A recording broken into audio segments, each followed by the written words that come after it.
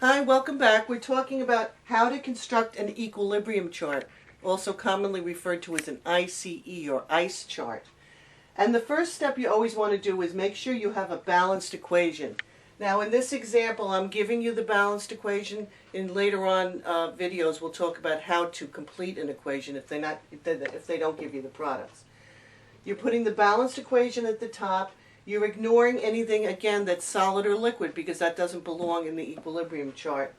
Now the I in ICE stands for the initial value.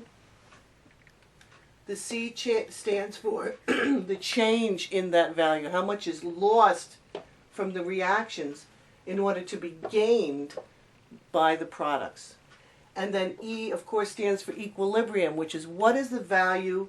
It could be a concentration or a mole amount of these compounds that remain once equilibrium is reached. Now the values that you put in here, the values will always be molarities,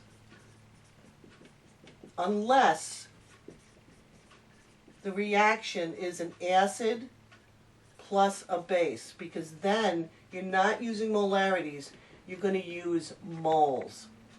But we'll get to that later on. You're going to use moles in a neutralization chart or NICE chart.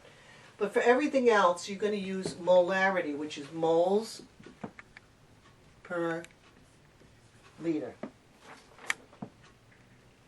Now again, as we talked about in our previous video, unless you're specifically given values to be put in the products at the start of the reaction, you're always going to assume that that at the start of a reaction you only have this because nothing has started reacting yet.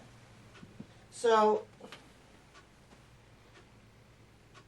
let's say we were told we had a 3 molar ammonia compound.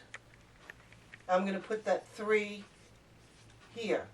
And again, at the start, we're going to assume that these values of the products are 0. Change in value.